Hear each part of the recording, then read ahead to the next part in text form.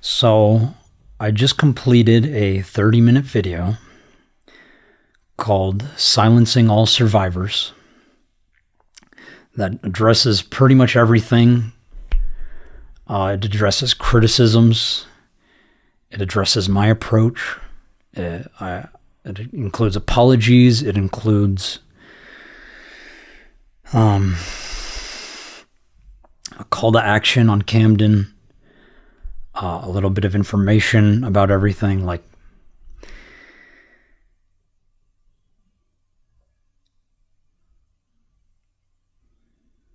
but I showed it to some trusted friends and the survivors. Some people loved it. Some people had a few criticisms, and then some people hated it and told me not to upload it. I've got people telling me just talk about the case and nothing else. I've got people telling me just address the criticisms. I've got people telling me just apologize. I feel like I'm being pulled in every which way. And no matter how hard I try, I cannot make everyone happy. I'm trying to prioritize the survivors over myself. But then where do I put the general public in that priority list?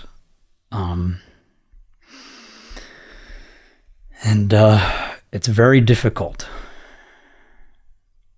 I feel like I'm in an impossible position where I just can't seem to do the right thing. And I'm sorry. I'm sorry I can't make all of you happy. I'm sorry to Charlie for dragging him into a case that is not necessarily his fight. And I'm sorry. I'm sorry to my audience who don't even know what the heck is going on. I'm uploading shorts, I'm doing live streams, I'm doing weird ass videos. Just trying to find the remaining survivors of Camden Gerard Davis. That has always been the goal for this awareness campaign. And while it's worked in some respect, it's also caused a lot of issues. I don't want to cause issues. I want to resolve these issues. I don't want any... I don't want beef with anyone. I want to communicate openly. I'm trying to communicate with my peers. And I'm trying to listen to dissenting voices. I'm trying.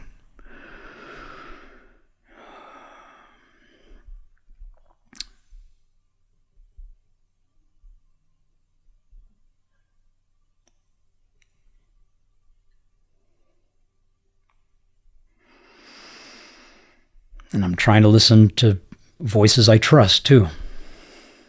And every single person is telling me something different.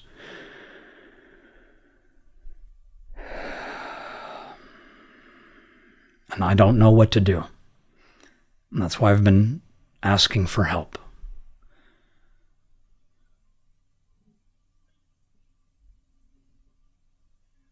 People say, just wait for law enforcement to do something. But we've waited 7 years and they haven't done anything. So we decided to just go public with it and put eyes on him. And people wanted evidence, so we've been inviting people to our little server where we have the evidence. But then people don't want to listen to the survivors when they're in there and just look at the evidence and conclude it's nothing. And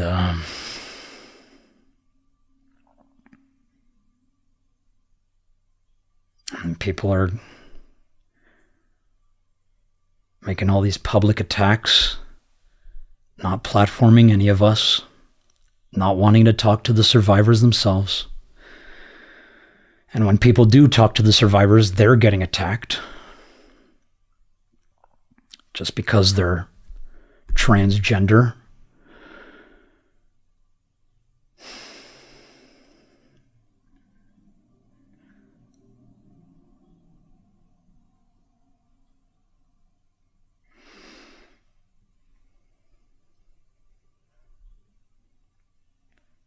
This has been very difficult.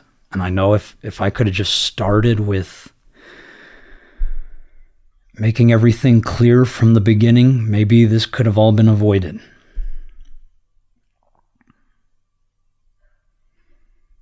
And I take accountability for that.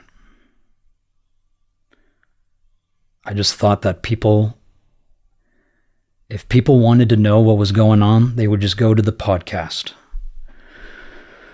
And we put the podcast on Spencer's channel to help her build her own platform, because survivors need more than just a voice. They need financial help. They need psychological help. They need medical care. They need a loving family. They need a roof over their head. Survivors need a lot. And I've been trying to provide that. And it's not enough.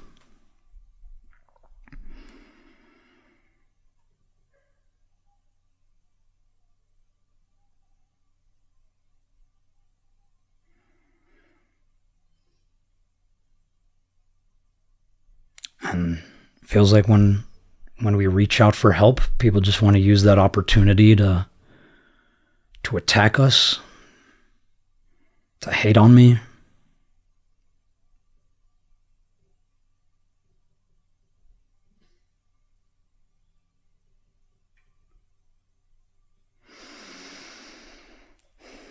It's hard. This is really hard.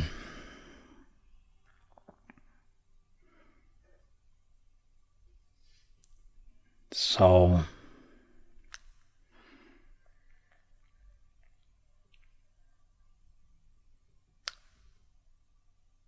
let's just start from the beginning. I met Spencer. She told me what happened to her.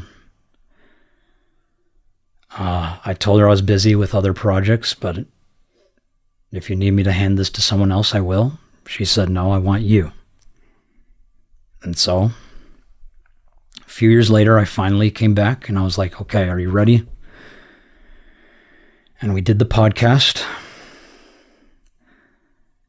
And while I was there listening to her, that's when I realized this is going to evolve into something much more. Like, originally, I just wanted to do a podcast where we platform survivors and they tell their story.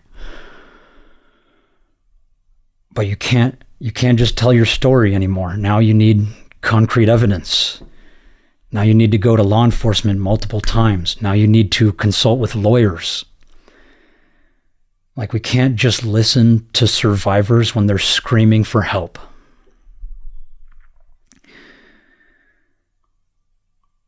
And that's why I've been taking all of these creative, experimental approaches to try to bolster their voice, so that not only can they be heard, but they can be seen and they can be addressed.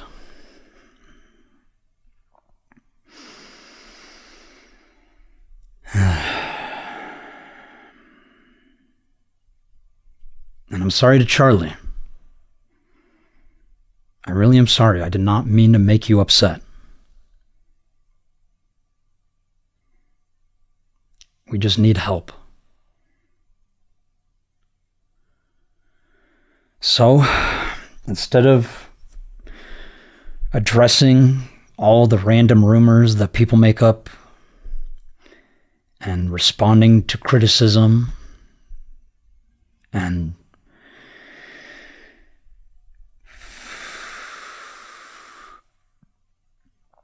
talking about the wrongdoings of other influencers, I'm just going to take accountability for my actions and correct them starting now. Let's just start fresh. First, we need to keep finding the remaining survivors. We know they are out there, and we need help finding them. If you don't want to help, you don't have to.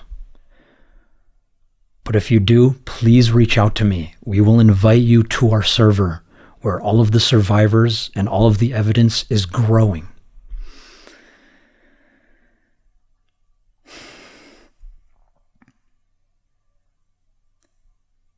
Next, we have to wait for law enforcement and multiple law teams who specialize in cult cases.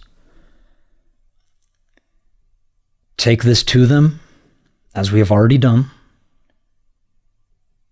and address it through the proper channels.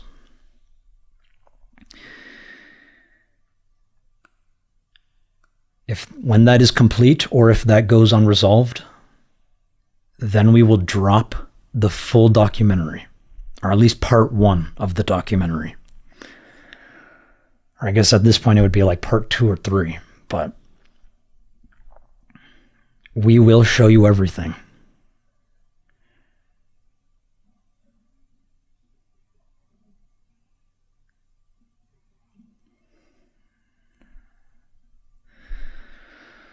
I hope you can all understand my position. We are living in a world where survivors scream for help and no one wants to listen. There are children living in literal hell, and we can't hear them.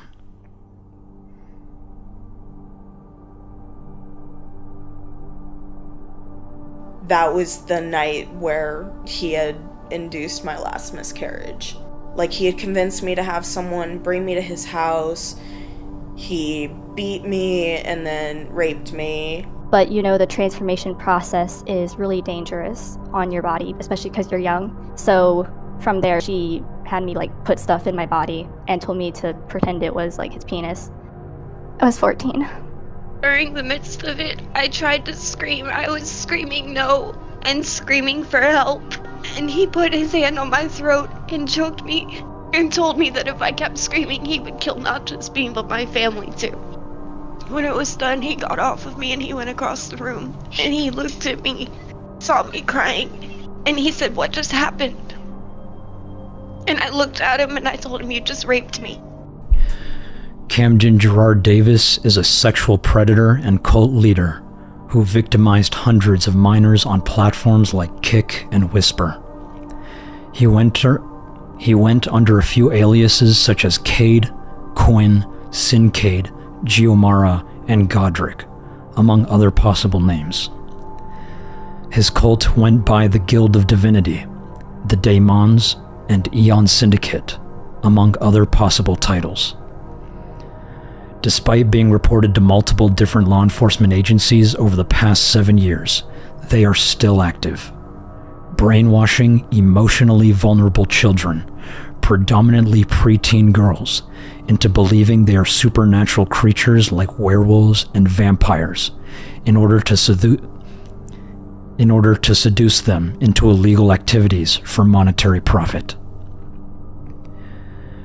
We have a growing server of survivors filled with a piling number of evidence that we are saving for law enforcement and legal teams who specialize in complex cult cases. We have been advised to protect this evidence until our work with them is either complete or goes unresolved. However, we are still looking for the remaining survivors who were victimized by this cult, and we are kindly asking for your help to share this message. Notable influencers are invited to join our server if you are interested in helping us. We will continue making videos that promote this message, adapting our approach in response to the evolving environment. Once this phase is complete, we will drop part 1 of the documentary. If you are a survivor of Camden Gerard Davis, please reach out to me. Thank you.